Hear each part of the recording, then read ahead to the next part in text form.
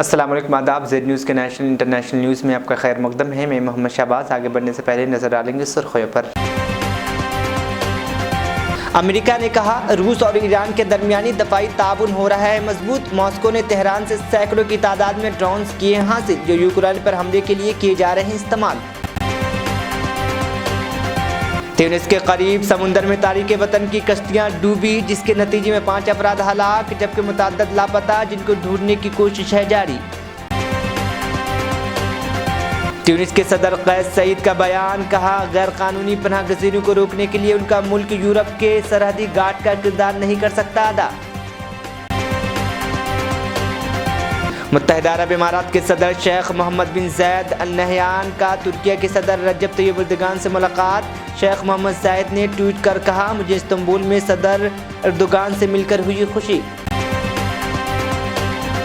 तुर्किया में हफ्ते के रोज़ रॉकेट और धमाके खैज मवाद बनाने वाली एक फैक्ट्री में होने वाले धमाके के बाद इमारत का एक हिस्सा मुनहदिम, कम अज़ कम 5 कारकुन हलाक। तवील अरसे के बाद दिल्ली के वज़ीर आला अरविंद केजरीवाल एक बार फिर दिल्ली के रामलीला मैदान में गरजे। उन्होंने कहा, आज 12 साल बाद एक बार फिर इसी मैदान पर हम एक मुतकब्बिराना तानाशाह को हटाने के लिए हुए हैं जमा। अब खबरें तफसील से। अमेरिका ने कहा है कि रूस और ईरान के दरमियान दफाई ताउन मजबूत हो रहा है और मॉस्को ने तेहरान से सैकड़ों की तादाद में ड्रोन्स हासिल किए जो यूक्रेन पर हमले के लिए इस्तेमाल हुए हैं।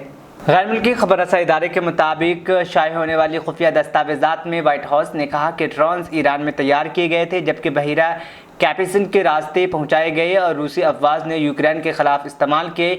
व्हाइट हाउस के तर्जुमान जान करीबी ने कहा कि गुज़िश्ता चंद हफ्तों में रूस ने कीव पर हमले और यूक्रेनी आवाम को खौफजदा करने के लिए ईरानी ड्रोन इस्तेमाल किए और रूस और ईरान के दरमियान अक्सरी शराकतदारी गहरी होती जा रही है। उन्होंने कहा कि हमें इस पर भी तशवीश है कि रूस ईरान के साथ मिलकर काम कर रहा है ताकि ईरानी ड्रोन रूस में तैयार किए जा सके। तर्जुमान करीबी ने के मुताबिक अमेरिका के पास मालूमात मौजूद थे कि रूस ड्रोन तैयार करने वाले प्लांट की तामीर के लिए ईरान से मवाद हासिल कर रहा है जो आइंदा साल के शुरू में मुकम्मल तौर पर फ़ाल हो जाएगा। उन्होंने कहा कि प्लांट के मकाम की तस्वीर जारी कर रहे हैं जो रूस के अलाबोगा खुसूसी मुआशी जोन में कायम किया जाएगा। इससे कबल रूस को ड्रोन सप्लाई करने पर अमेरिका ईरानी अहदेदारों पर पाबंदियां भी आयद कर चुका है। ईरान भी रूस को ड्रोन भिजवाने का एतराफ़ कर चुका है। ताहम ईरान का कहना है कि यूक्रेन पर हमले से पहले ये ड्रोन बरामद किए गए थे। दूसरी जानिब रूस भी इन इल्ज़ामात को मुस्तरद करता रहता है कि ईरानी ड्रोन यूक्रेन पर हमले के लिए इस्तेमाल हुए हैं। व्हाइट हाउस के तर्जुमान ने कहा कि ईरान और रूस दो तरफ़ा ताल्लुकात में तेहरान को मॉस्को की जानिब से मिसाइल, इलेक्ट्रॉनिक्स और फ़िज़ाई दफ़ा में गैर मामूली दफ़ा ताउन हासिल है। जान करेबी के मुताबिक ड्रोन को मुंतकिल करना अक़वाम मुत्तहिदा के क़वानीन की खिलाफ वर्जी और अमेरिका दोनों ममालिक को जवाबदार ठहराएगा। बरतानिया, फ्रांस, जर्मनी, अमेरिका और यूक्रेन भी कह चुके हैं कि ईरानी साख्ता ड्रोन्स की रूस को सप्लाई सिक्योरिटी कौंसिल की 2015 की करारदाद की खिलाफ वर्जी है।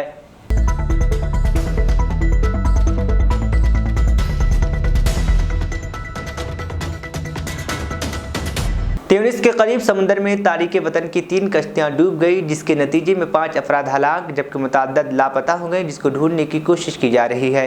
गैर मुल्की मीडिया रिपोर्ट्स के मुताबिक ट्यूनिस के एक कोस्ट गार्ड का कहना है कि इमदादी टीम को जिन 5 अफराद की लाशें मिली हैं उनमें एक बच्चा भी शामिल है। उनका कहना था कि कश्तियाँ डूबने के वाक़यात स्फैक्स शहर के करीब पेश आए। स्फैक्स के प्रोसिक्यूटर फौजी मसूदी का कहना है कि अफ्रीका से इटली की तरफ जाने वाली तीनों कश्तियों में गुंजाइश से ज़्यादा लोग सवार थे। उनका कहना था कि डूबने वाली कश्तियों की टुकड़े भी इमदादी टीमों को मिले हैं। इनके मुताबिक इमदादी कारकुनों ने 73 अफराद को बचा लिया है जबकि 47 के करीब अफराद अभी भी लापता है। उनका ये भी कहना था कि लापता होने वाले अफराद में 6 बच्चे भी शामिल हैं। कश्तियों के बारे में उनका कहना था कि वो ज़्यादातर लोहे के बने हुए थे।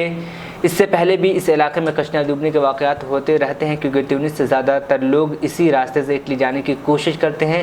फौजी मुसीदी ने यह भी बताया कि ऐसे वाक़यात में जान खोने वाले अफराद को एफेक्स के कब्रिस्तान में दफन कर दिया जाता है और इस साल के जनवरी से लेकर अब तक वहाँ 500 अफराद को दफनाया जा चुका है जो कि माजी के महीनों के मुकाबले में बहुत ज़्यादा है।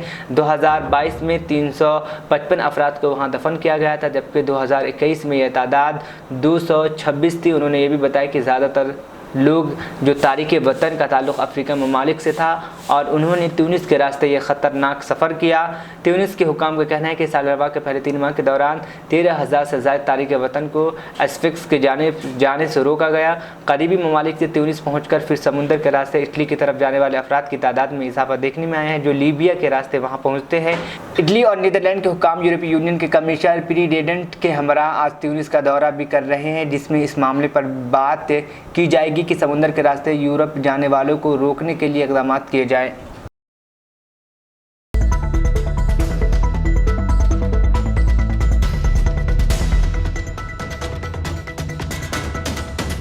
ट्यूनिस के सदर कैस सईद ने कहा है कि गैर कानूनी पनाह गज़ीनों को रोकने के लिए उनका मुल्क यूरोप के सरहदी गार्ड का किरदार अदा नहीं कर सकता।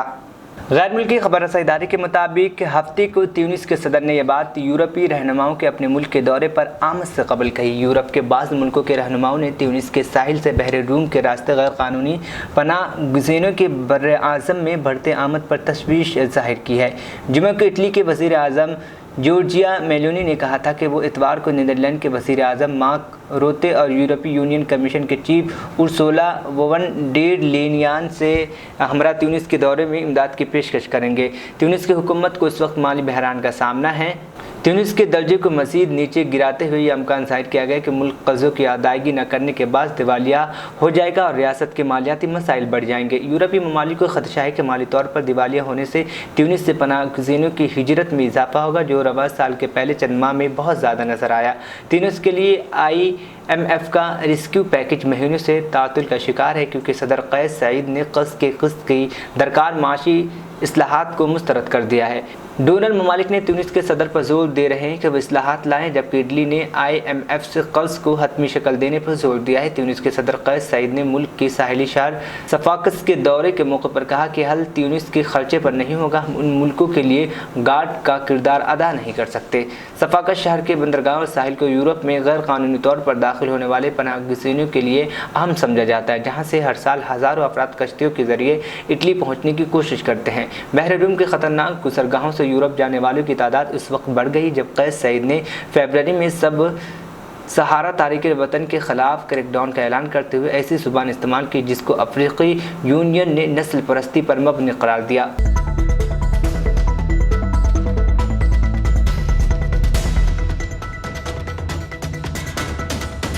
मुत्तहिदा अरब इमारात के सदर शेख मोहम्मद बिन ज़ायद अल नहयान सनीचर को तुर्की के सदर रजब तैयब एर्दोगान से मुलाकात की। शेख मोहम्मद ज़ायदन ने ट्वीट किया कि मुझे इस्तांबुल में सदर रजब तैयब एर्दोगान से मिलकर खुशी हुई। हमने दोनों ममालिक के दरमियान स्ट्रैटेजिक ताल्लुकात और इक़्तिसादी शराकत दारी को मज़ीद मजबूत बनाने के तरीक़ों और सबके खुशहाल मुस्तक़बिल के जानिब इलाक़ाई इस्तेहकाम को फ़रोग़ देने के ज़राए पर तबादला ख्याल किया। क़ब्ल अज़ी इमारत के सदर शेख मोहम्मद बिन ज़ायद इस्तांबुल पहुँचे तो एयरपोर्ट पर तुर्की के सदर रजब तैयब एर्दोगान ने इमारात के सदर का खैर मकदम किया। इस मौके पर तुर्की के वज़ीर ख़ारजा, वज़रा और दीगर अहदेदार भी मौजूद थे। इमारात अल-यौम के मुताबिक इमारत के सदर दौरे के दौरान स्ट्रैटेजिक ताल्लुकात को मजबूत बनाने और जामे इक़्तिसादी शराकत दारी को आगे बढ़ाने पर तबादला ख्याल करेंगे, जो दोनों मुल्कों को एक दूसरे के करीब लाती है।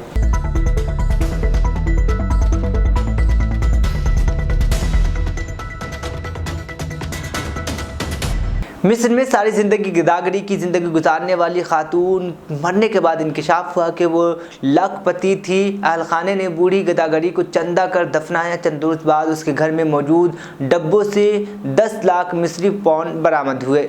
अरब न्यूज़ के मुताबिक मिस्र के जनूबी इलाके के कना कमिश्नरी के एक अल-वक्फ शहर में बूढ़ी खातून खैरिया अली अब्दुल जलील, जो इलाके में गिदागरी कर ज़िंदगी गुजर बसर करती थी, उसके बारे में अहलखाने को मालूम हुआ कि वो मर गई है। मरने की इत्तला मिलने पर उसके रिश्तेदारों को जमा किया गया, जो खुद भी मफलूक अलहाल थे, जिस पर अहले इलाके ने चंदा जमा कर उसकी तदफीन कर दी।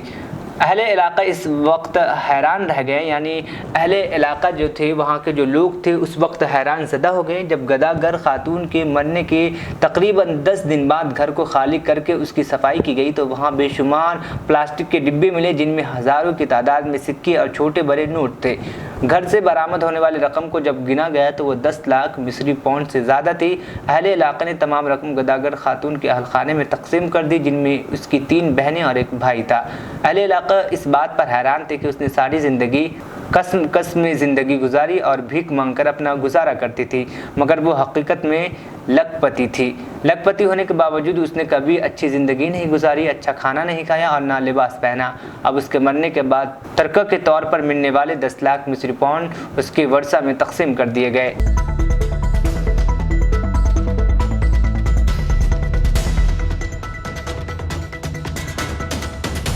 तुर्किया में हफ्ते के रोज़ रॉकेट और धमाके की खैज मवाद बनाने वाली एक फैक्ट्री में होने वाली धमाके के बाद इमारत का एक हिस्सा मुनहदिम हो जाने के बाद कम से कम 5 कारकुन हलाक हो गए। गैर मुल्की खबर रसा इदारे के मुताबिक तुर्किया की वजारत दफा ने बताया कि धमाका दारुल हुकूमत इनकरा के मज़ाफ़ात में वाक़ सरकारी केमिकल के एक कंपाउंड में सुबह 8:45 के करीब हुआ। हादसे के फौरी बाद कई एम्बुलेंस और आग बुझाने वाली गाड़ियां फैक्ट्री के जानिब रवाना होते हुए देखी गई है। धमाके की वजह जानने के लिए तुर्किया के एक मीडिया ने रिपोर्ट किया है कि ज़ोरदार धमाके के बाद आसपास के इलाकों में दुकानों और मकानों के शीशे टूट गए हैं।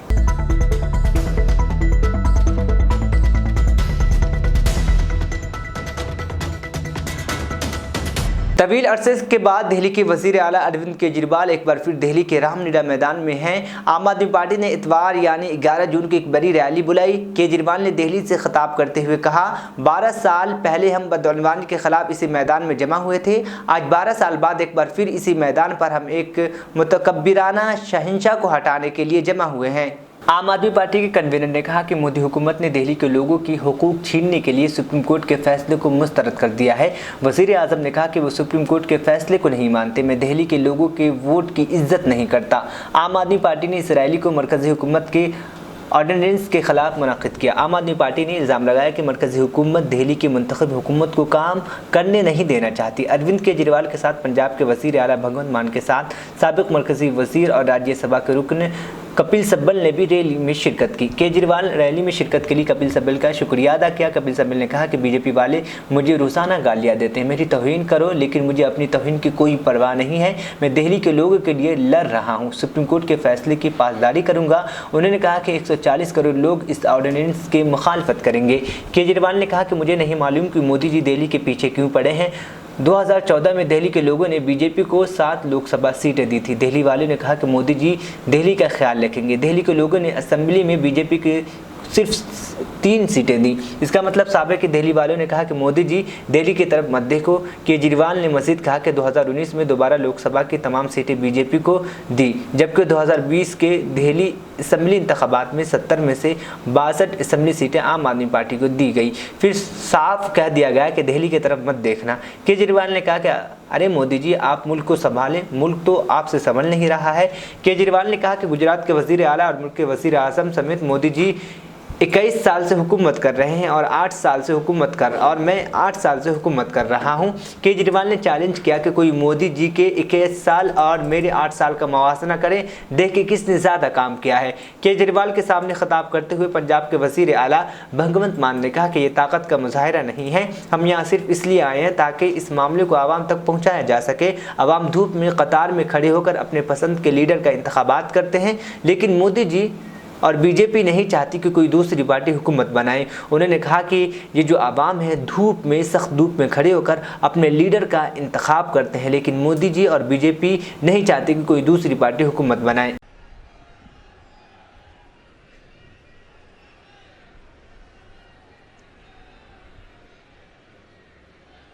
एक बार सब लोग मिलके पूरे दिल से भारत माता का जयकारा लगाएंगे। भारत माता की, भारत माता की, इनकलाब, इनकलाब, वंदे, वंदे। आज इतनी भारी संख्या में दिल्ली के कोने कोने से आए हुए मेरे प्यारे भाइयों, बहनों, माताओं, बुजुर्गों, बच्चों, आप सब लोगों को मेरा नमस्कार, सबको मेरा प्रणाम। मैं देख रहा हूं जहां तक नजर जा रही है पीछे कम से कम 1 लाख लोगों के यहां पे 1 लाख लोग मौजूद हैं और मैं अभी आ रहा था, कम से कम 20-25 हजार लोग सड़कों पे इस वक्त रामलीला मैदान की तरफ बढ़ रहे हैं। इतनी भारी संख्या में आज लोग यहां आए हैं। अपनी बात शुरू करने के पहले आपसे पूछना चाहता हूं, आप में से कौन कौन मुझे प्यार करते हैं?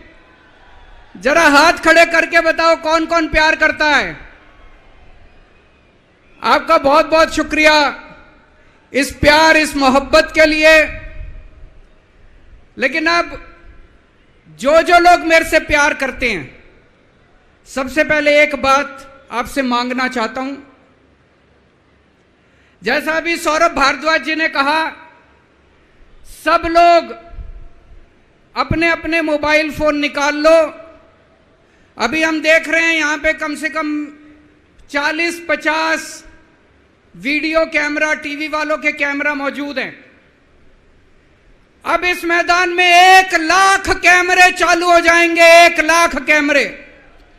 सब लोग अपना अपना फोन निकालो, फोन पे वीडियो रिकॉर्डिंग चालू करो, अपनी अपनी फेसबुक चालू करो और फेसबुक लाइव कर दो। इस रामलीला मैदान से अब एक साथ 1 लाख टीवी कैमरे लाइव चालू होंगे। 1 लाख टीवी कैमरे लाइव चालू होंगे। मैं सबसे पहले कपिल सिब्बल साहब का बहुत बहुत शुक्रिया अदा करता हूं, हमारे इनविटेशन पे आज वो आए। कई साल के बाद आज हम लोग रामलीला मैदान में इकट्ठे हुए हैं। आज से 12 साल पहले, 12 साल पहले इसी रामलीला मैदान में इकट्ठे हुए थे हम लोग भ्रष्टाचार के खिलाफ। इस मंच को मैं नमन करता हूं, यह बहुत पवित्र मंच है। आज से 12 साल पहले भ्रष्टाचार के खिलाफ इकट्ठे हुए थे। आज इसी मंच से एक अहंकारी तानाशाह को इस देश से हटाने के लिए फिर से इकट्ठे हुए हैं। दोस्तों, तानाशाही को खत्म करने के लिए फिर से इकट्ठे हुए हैं। और जैसे उस वक्त भ्रष्टाचार के खिलाफ आंदोलन हमारा सफल हुआ था, आज इसी मंच से जो आंदोलन शुरू हो रहा है, हमारे देश के अंदर जो तानाशाही लाई जा रही है उसे खत्म करने का जो आंदोलन शुरू हो रहा है, जनतंत्र को खत्म करने का जो आंदोलन शुरू हो रहा है, संविधान को बचाने का जो आंदोलन आज शुरू हो रहा है, बहुत जल्दी इस आंदोलन को भी सफलता मिलेगी। सुप्रीम कोर्ट ने दिल्ली के लोगों के हक में फैसला दिया। 8 साल तक दिल्ली के लोगों ने लड़ाई लड़ी सुप्रीम कोर्ट के अंदर। सुप्रीम कोर्ट में हमारे वकील अभिषेक मनु सिंघवी साहब ने दिल्ली के लोगों की तरफ से लड़ाई लड़ी।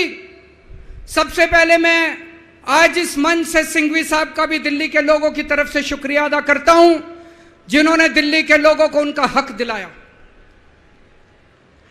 दोस्तों, 11 मई, आज 11 जून है, आज से 1 महीने पहले 11 मई को देश की सर्वोच्च अदालत, सबसे बड़ी अदालत सुप्रीम कोर्ट की भी कॉन्स्टिट्यूशन बेंच, उसने आदेश पारित किया दिल्ली के लोगों के हक में। और उसके 8 दिन के बाद, 1 हफ्ते के बाद, 19 मई को देश के प्रधानमंत्री ने सुप्रीम कोर्ट के आदेश को खारिज कर दिया। दोस्तों, देश की सबसे बड़ी अदालत के फैसले को प्रधानमंत्री ने खारिज कर दिया। प्रधानमंत्री कहते हैं मैं सुप्रीम कोर्ट को नहीं मानता। देश के प्रधानमंत्री कहते हैं मैं सुप्रीम कोर्ट को नहीं मानता। 75 साल के भारत के इतिहास में पहली बार एक प्रधानमंत्री आया है जो कहता है मैं सुप्रीम कोर्ट को नहीं मानता।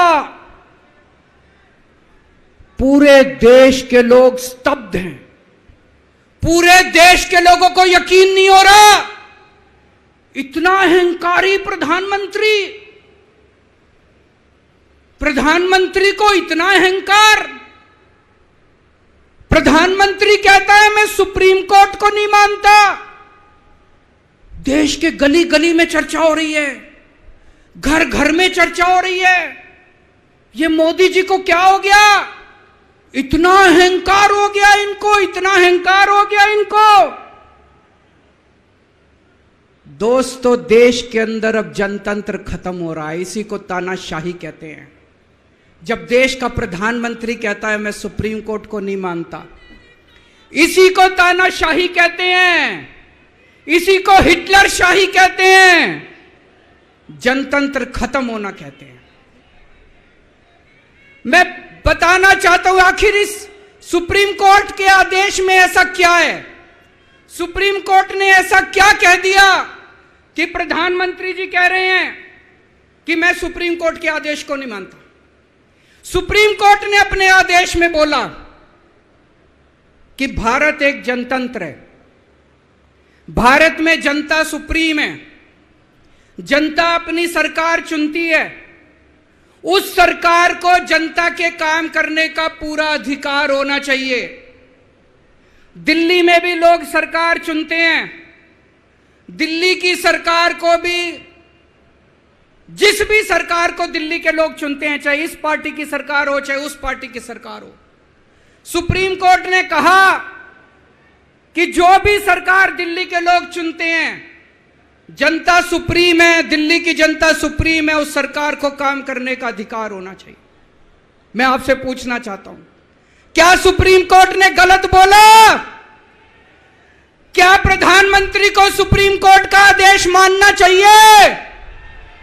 मोदी जी कहते हैं मैं सुप्रीम कोर्ट का आदेश नहीं मानता।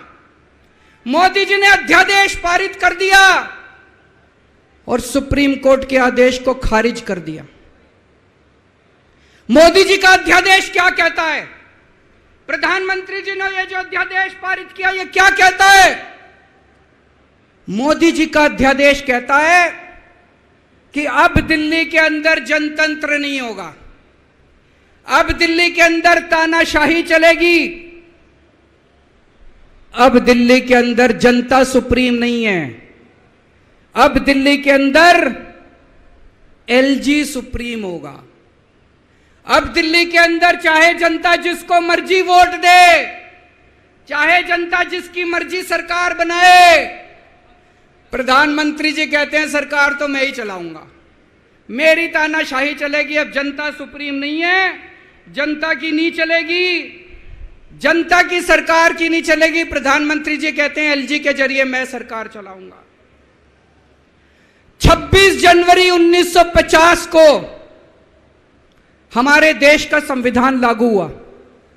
बाबा साहब अंबेडकर ने संविधान बनाया। बाबा साहब अंबेडकर ने अपने संविधान में लिखा कि इस देश के अंदर जनतंत्र होगा, जनता सुप्रीम होगी। आज प्रधानमंत्री जी ने भारत के संविधान के परखच्चे उड़ा दिए। प्रधानमंत्री जी ने भारत का संविधान बदल दिया। प्रधानमंत्री जी कहते हैं अब जनता सुप्रीम नहीं होगी, अब एलजी सुप्रीम होगा। जनता सुप्रीम नहीं होगी, अब प्रधानमंत्री सुप्रीम होगा। प्रधानमंत्री जी कहते हैं अब दिल्ली की जनता की वोट की कोई कीमत नहीं होगी। यह तो सरासर अपमान है दिल्ली के लोगों का। प्रधानमंत्री जी कहते हैं दिल्ली की जनता जिसको मर्जी वोट दे, उस वोट की कोई कीमत नहीं है। दोस्तों, ये बीजेपी वाले रोज मेरा अपमान करते हैं, मेरे को गालियां देते हैं, गंदी गंदी गालियां देते हैं। मेरे को अपने मान और अपमान की कोई चिंता नहीं है, मैं कोई परवाह नहीं करता, मैं इनको वापस गाली नहीं देता, मेरे को गाली गलौज नहीं करनी आती, मेरे संस्कार नहीं सिखाते, मैं 24 घंटे अपने काम में व्यस्त रहता हूं।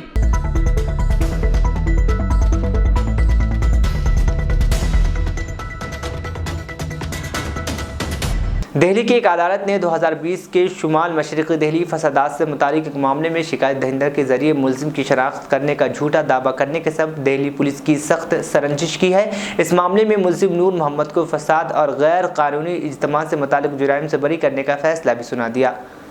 अदालत ने एक पुलिस गवाह के एतबार पर सवाल उठाते हुए कहा कि उसका बयान झूठा और देर से लिया गया लगता है।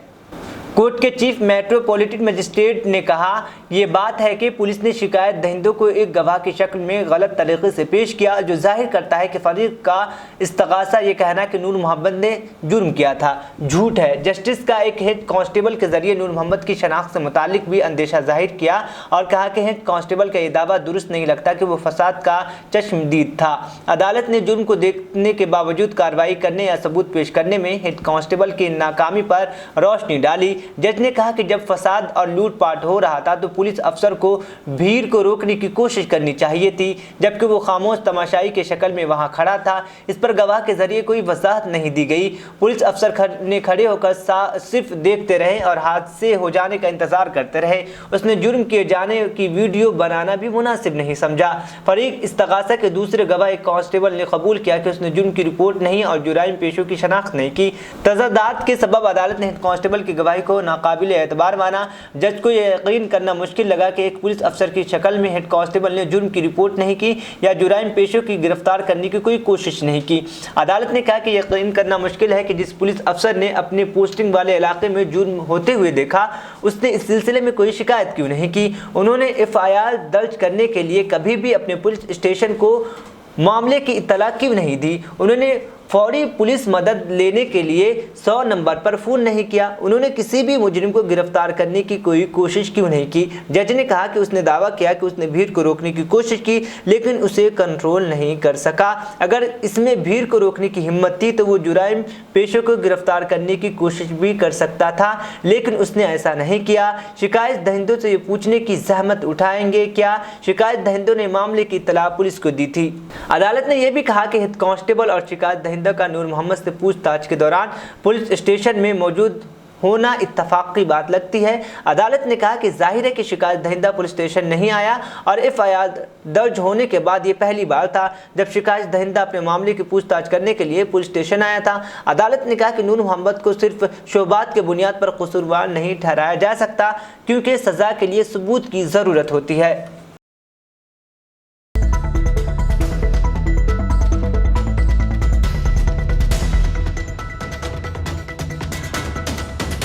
उत्तर प्रदेश के साबिक वज़ीर आला और समाजवादी पार्टी के कौमी सदर अखिलेश यादव ने सीतापुर में पार्टी कारकुनों के तरबियती प्रोग्राम में कहा कि 2024 के इंतखाबात जीतने के लिए हमें एहतियात से काम करना होगा। लोक जागरण अभियान के तनाजुर में नमिशारनिया में हज़ारों कारकुनों को तरबियत देने के 2 रोज़ा प्रोग्राम में हिस्सा लेने के बाद SP सरबराह ने नाम लिए बगैर सहाफ़ियों से कहा कि असर वही हैं जो जुल्म कर रहे हैं। ये देवताओं की सरजमीन है, ये ऋषि मेनियों की सरजमीन है। यहाँ पर असीरों के असर का भी देव भूमि पर असर नहीं रहा, इसीलिए हम लोगों को बचाने के लिए यहाँ प्रार्थना करते हैं और कारकुनों को तरबियत दे रहे हैं। ये देवभूमि एक महफूज जगह है जहाँ असीरों को दाखिल होने की इजाज़त नहीं है। उन्होंने डिप्टी CM से कहा कि लगता है कि अब आप अपने सवालों से बचते नज़र आ रहे हैं। अमन व अमान की क्या हालत है, क्या सरमायाकारी आई, निमिशन की तरक्की में SP के दौर में कई स्कीमें आई। मैं यहाँ खड़े होकर कह सकता हूँ कि यह एक महफूज जगह है जहाँ असीरों को दाखिल होने की इजाज़त नहीं है। उन्होंने कहा कि हमारा अरकान असम्बली ने बिजली, सड़कें और मंदिरों को सजाया और अच्छी तरह से तामीर कराएं। यहाँ तो वज़ीर आला वादा कर इस मुक़द्दस सरज़मीन से किए गए, अब तक के वो वादा पूरा नहीं हुआ। उन्होंने अपने तरबियती प्रोग्राम में कहा कि कारकुनों को घर घर जाना होगा। उन्हें इस बात का भी ख्याल रखना होगा कि वोटर लिस्ट से नाम काटे न जाएं। उन्हें हर सतह पर चौकन्ना रहना होगा, तभी हम उत्तर प्रदेश लोकसभा इंतखाबात जीतेंगे। चाहता हूं आपका, और आज इतनी गर्मी, जहां टीन शेड, पंडाल और दूर दूर से चल कर के आए कार्यकर्ताओं ने परवाह नहीं की, और यहां पर लगातार 2 दिन पार्टी के वरिष्ठ नेता उन्होंने जानकारी दी। लोक जागरण कार्यक्रम, लोक जागरण सम्मेलन इसलिए जरूरी है कि हमारा ग्रास रूट कार्यकर्ता ये जाने कि जनता के सामने क्या चुनौतियां हैं और भारतीय जनता पार्टी किस तरीके से लगातार झूठ बोल करके, गुमराह करके और समय समय पे गलत प्रोपेगेंडा करके वोट हथियाने का काम कर रहे हैं। जो वादे उन्होंने किए वो आज पूरे नहीं हैं। $1 ट्रिलियन इकोनॉमी का सपना दिखाया, जमीन पर क्या है? इतने MOU किए, MOU जमीन पर कितने हैं? आपने कहा बेरोजगारी दर ये है, कितने नौजवानों को नौकरी दी आपने? चरम सीमा पर महंगाई है, चरम सीमा पर बेरोजगारी है। आप सपने तो दिखा रहे हैं, लेकिन आखिरकार आप कर क्या रहे हैं जनता के लिए? सांड से मर रहे हैं लोग, फेक इनकाउंटर से लोगों की जान ले रहे हो आप, एक्सीडेंट से मर रहे हैं, कोई मदद नहीं मिल रही, पुलिस कस्टडी में लोग मर रहे हैं, कचहरी में हत्या हो रही है, जेल में हत्या हो रही है, प्रेस के लोगों के बीच में कोई हत्यारा आकर के हत्या कर दे रहा है। तो आखिरकार उत्तर प्रदेश क्या हो रहा है? उत्तर प्रदेश को इस तरीके से कानून व्यवस्था को खत्म होते किसी ने नहीं देखा। सोचो, अखबार, टीवी, प्रतिष्ठित चैनल चोर पुलिस कहें यूपी की पुलिस को, यूपी की पुलिस को चोर पुलिस कहें, और समाजवादी पार्टी के नेताओं पे आप झूठे मुकदमे लगाएं। ये कहां की राजनीति है? इसलिए जनता इस बार इनका सफाया करेगी। इनका अहंकार समाजवादी पार्टी के यूथ तोड़ेंगे। सर, असुर क्यों कहते हैं आप भारतीय जनता पार्टी के लोग? नहीं, हमने भारतीय जनता पार्टी नहीं कहा। हम तो ये कह रहे हैं कि यहाँ पर मान्यता ये है, ये पौराणिक धरती है, नैमिषारण्य बड़ी पवित्र स्थान है। यहाँ कहा जाता है कि असुरों का खात्मा हो गया था, और यहाँ असुर भी किसी तरह का कोई भी अटैक नहीं कर सकते। नए जमाने के हिसाब से कहेंगे अंग्रेजी में अटैक, तो जिसका सुर खराब वो असुर, इसमें गलत क्या बात है? नहीं नहीं, हमें कोई संकोच नहीं है। जो अपने आप को माने वो बोले। हमने तो नहीं कहा किसी दल के बारे में। सुब्रत पाठक जी का एक ट्वीट हुआ है समाजवादी पार्टी, वो समाजवादी पार्टी मीडिया सेल भी कुछ कर रही है, ट्वीट वो भी पढ़ लो। क्योंकि वो लगातार समाजवादी पार्टी पर हमलावर हो रहे थे। की शादी है सुभाष किसकी? अरुण राजभर को प्रधानमंत्री जी ने बधाई दी है। 11 जून को उसकी शादी है। अच्छा, क्या कहेंगे सर, अभी आने वाले 2000? ये तो छोटी बधाई है, और भी बधाइयां मिलनी चाहिए। राष्ट्रीय अध्यक्ष एक हार्ड आपने बोला, सॉफ्ट हिंदुत्व अब हार्ड बनने की जरूरत है। क्या ये संदेश क्या है? ये किस तरह से? मैंने उदाहरण दिया कि किन्नर समाज की आपने टिकट का उनका रिजल्ट बदल दिया। किन्नर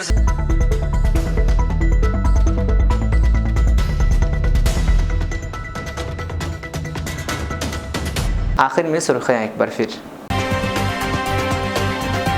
अमेरिका ने कहा रूस और ईरान के दरमियानी दफाई ताउन हो रहा है मजबूत। मॉस्को ने तेहरान से सैकड़ों की तादाद में ड्रोन्स किए हासिल, जो यूक्रेन पर हमले के लिए किए जा रहे हैं इस्तेमाल।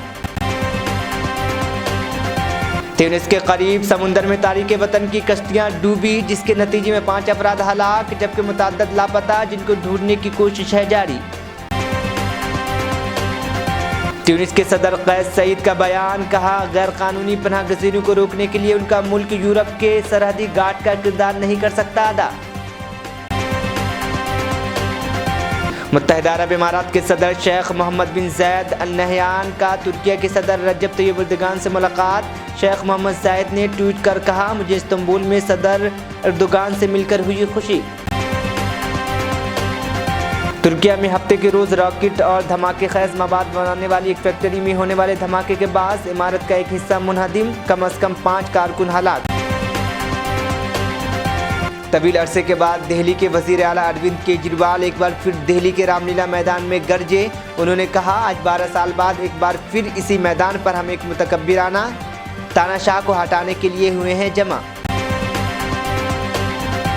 नेशनल इंटरनेशनल न्यूज़ यहीं पर अख्ताम पसीद हुआ। मुझे दीजिए इजाज़त, फिर होगी कल मुलाकात। अल्लाह हाफिज़।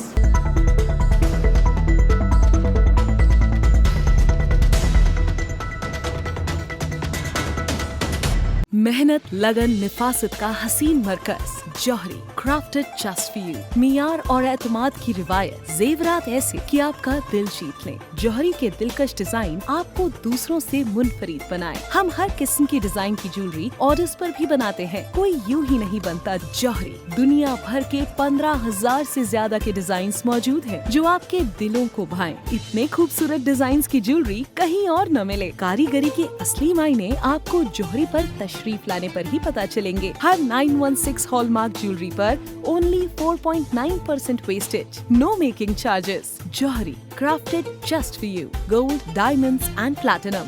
Opposite Success School, 7 Toms Road, Toli Chowki, Hyderabad.